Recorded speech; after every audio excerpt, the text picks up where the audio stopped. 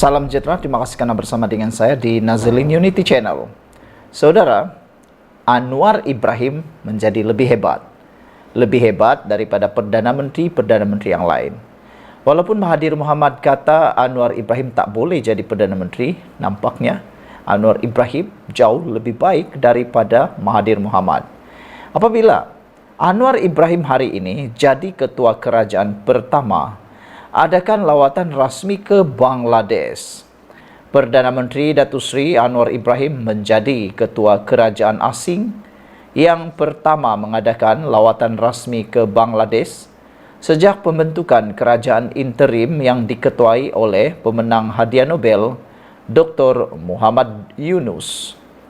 Ketibaan Anwar di lapangan terbang antarabangsa Hazrat Shah Jalal semalam disambut Dr. Muhammad Yunus bersama dengan para penasihat Bangladesh dan pegawai-pegawai kanan kerajaan Bangladesh serta pesuruh jaya tinggi Malaysia ke Bangladesh Hasna Mad Hashim.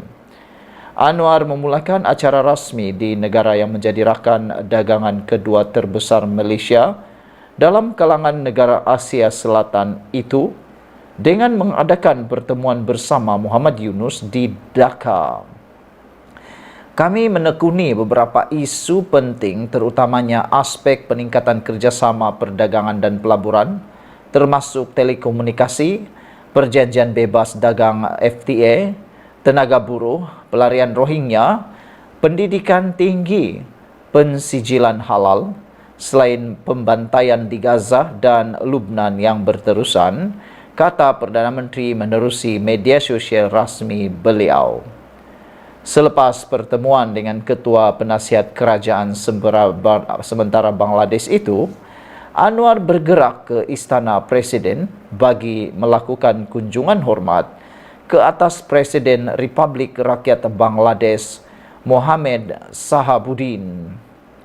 Isu yang disentuh adalah seputar usaha meningkatkan kerjasama di bidang ekonomi dan pelaburan, selain kerjasama di pelbagai lapangan lain yang menjadi kepentingan bersama, kata Anwar Ibrahim lagi.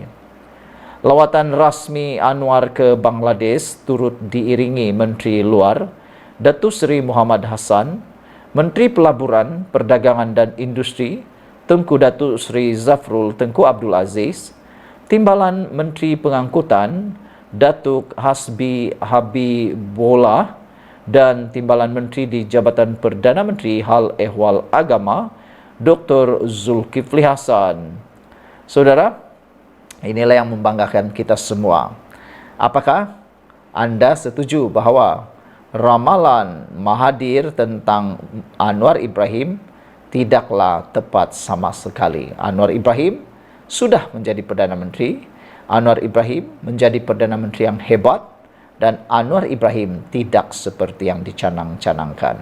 Sekian untuk kali ini. Jangan lupa tinggalkan komen Anda. Salam sejahtera. Terima kasih karena bersama dengan saya sekali lagi di Nazilin Unity Channel. Pastinya channel yang akan membawakan kepada Anda isu-isu politik semasa dan rangkuman berita-berita politik yang akan kita bincang bersama, sama-sama rungkaikan dan juga sama-sama kita fikirkan. Channel ini channel untuk semua, tidak memihak kepada mana-mana, tetapi kita ingin menjelaskan apa yang berlaku dalam politik di Malaysia. Betapa sekali politik di Malaysia ini memang agak luar biasa, dinamik dan boleh berubah-ubah. Prinsipnya mudah. Politik di Malaysia atau di seluruh dunia memegang pada prinsip tiada kawan yang kekal, tiada juga musuh yang berpanjangan.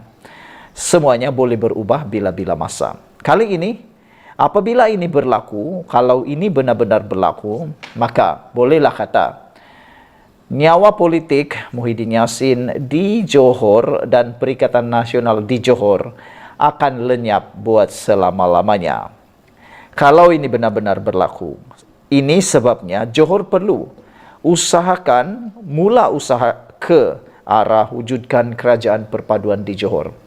Saya fikir, secara pribadi, kalau betul-betul kerajaan Johor memulakan rundingan ataupun memulakan kerajaan dalam bentuk perpaduan seperti yang berlaku di pusat, boleh kata sampai ada perubahan jajaran politik, kerajaan Johor tidak akan berubah.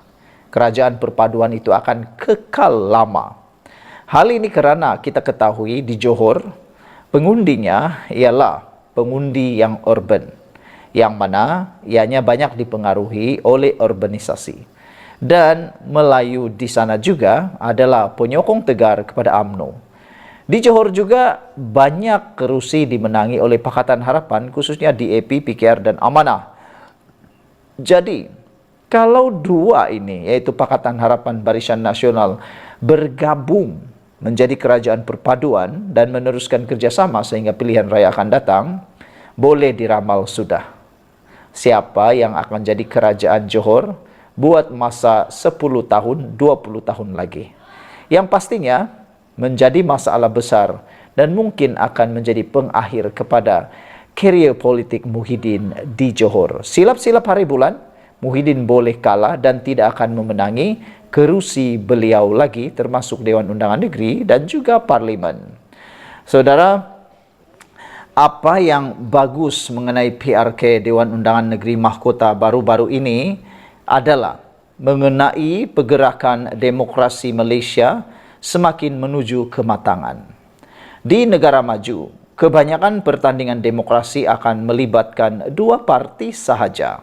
Umpamanya di Amerika Syarikat, pertandingan demokrasi akan melibatkan Parti Demokratik dan Parti Republikan. Di United Kingdom pula akan melibatkan Parti Labour atau Parti Buruh dan Parti Konservatif. Tidak ada satu parti ketiga yang kuat walaupun ada yang bertanding secara bebas. Parti yang ketiga yang kuat akan menjadi tidak terlalu kuat tetapi akan menjadi pengacau sehingga kan tidak wujud kerajaan yang stabil, melainkan ada CSA. Di New Zealand pula ada tiga parti yang kuat, yaitu Parti Nasional, Labour ataupun Parti Buruh dan juga Green. Amalan CSA di New Zealand ini sudah menjadi kelaziman sehingga kan ada satu dokumen formal yang dipanggil Kabinet Manual. New Zealand telah mengamalkan CSA ini dalam beberapa kali pilihan raya, iaitu pada tahun 2005, 2008, 2014 dan 2017. Jika di Malaysia penggal parlimen adalah setiap 5 tahun, di New Zealand pula penggal parlimennya adalah hanya setiap 3 tahun. Di Australia pula, lazimnya pertandingan akan berlaku antara dua parti yang kuat, yaitu Parti Labour ataupun Parti Buruh dan Liberal National Coalition. Rupanya ada juga Perikatan Nasional di Australia. Namun, dalam pilihan raya 2022, Parti Buruh menang mengambil alih daripada Liberal National Coalition, namun tidaklah sehingga mencapai tahap menang besar. Ada parti kecil yang menambah kerusi, iaitu Bebas, dan Parti Green, Parti Hijau pun ada juga. Dalam PRU 15 2022, ada 3 parti besar yang bertanding di Malaysia, yaitu Pakatan Harapan, Barisan Nasional dan Perikatan Nasional. Akhirnya, BN hanya mendapat tempat ketiga dengan jumlah kerusi yang menang sebanyak hanya 30 kerusi. Atas saranan yang di Pertuan Agong, Pakatan Harapan dan BN telah bergabung untuk membentuk kerajaan perpaduan. Dalam PRU 14 2018, PAS telah menjadi parti ketiga dengan persaingan antara PH, Campur Bersatu dan BN. Pada masa 2018, Pakatan Harapan berjaya membentuk kerajaan tanpa perlu membuat koalisi dengan PAS atau BN. Namun, jangka hayat kerajaan PH Campur Bersatu hanya bertahan selama 22 bulan sahaja kerana Bersatu membuat keputusan untuk membentuk kerajaan bersama Barisan Nasional BN dan PAS melalui langkah Sheraton. Sistem demokrasi yang ideal adalah pertembungan pilihan raya antara dua blok sahaja. Pertembungan dua blok ini akan memudahkan pengundi untuk membuat pilihan. Selain itu, polisi juga akan mudah untuk digubal dan dibahas. Jika ada pihak ketiga, maka ianya akan mendatangkan kekacauan politik dan akan wujud undi yang tidak jelas. Undi yang tidak jelas adalah bersamaan dengan polisi yang tidak jelas. Polisi yang tidak jelas akan menyebabkan pelabur tidak gemar negara ini. Secara majazi, Allah juga mencipta kesempurnaan itu dengan dua blok. Ada lelaki dan perempuan, ada jantan dan betina, ada dosa dan pahala, ada surga dan neraka, ada laut dan daratan, ada matahari dan bulan. Dalam beberapa PRK kebelakangan ini, kita sudah dapat mewujudkan pertembungan antara dua blok.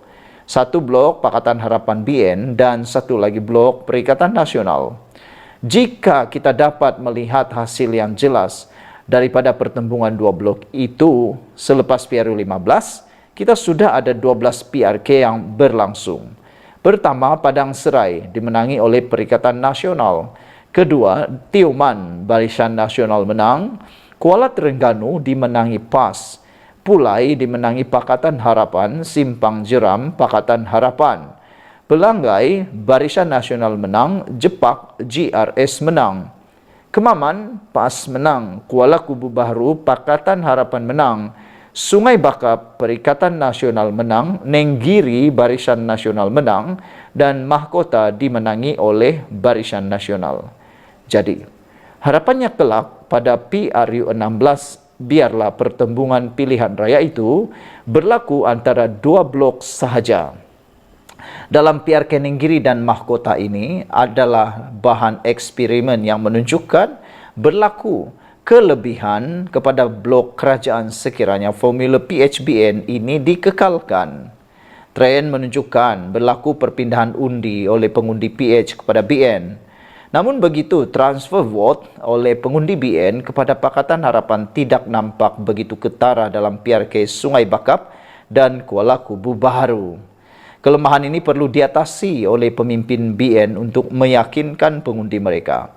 Sebab itulah pemimpin BN perlu membuat kata sepakat bahawa PRU 16 adalah PRU gabungan PHBN supaya ahli di bawah dapat menanggapi dinamika politik masa kini. Walaupun ada komen-komen nakal daripada pemimpin seumpama Nur Jazlan dan Akmal Saleh yang semacam tidak betah dengan kerjasama PHBN ini, dan ada suara-suara yang mahukan BN bertanding sebagai pihak ketiga dalam PRU 16, namun hakikatnya sukar sebenarnya bagi BN untuk terus menang secara solo. Pergerakan demokrasi ini jarang akan berpatah balik ke belakang. Biasanya perjalanan demokrasi akan ke hadapan. BN bolehlah untuk mengenang nikmat zaman gemilang mereka selama 60 tahun memerintah sendirian, namun zaman itu sukar untuk kembali semula. Apatah lagi, sejak zaman AI ini segala maklumat sudah di hujung jari. Jika BN memilih untuk bertanding sendirian, sebenarnya BN memilih untuk melakukan harakiri, yaitu bunuh diri secara potong usus perut sendiri dengan pisau atau pedang. Sebab itulah, BN Johor perlu memulakan usaha untuk ke arah mewujudkan kerajaan perpaduan dengan berkongsi kuasa untuk mengelakkan pertembungan tiga penjuru dalam PR yang akan datang. Lebih baik mengambil risiko untuk berkongsi kuasa daripada mengambil risiko kalah dalam PRN akan datang. Sekian untuk kali ini. Jangan lupa tinggalkan komen anda, tekan butang subscribe. Bye-bye.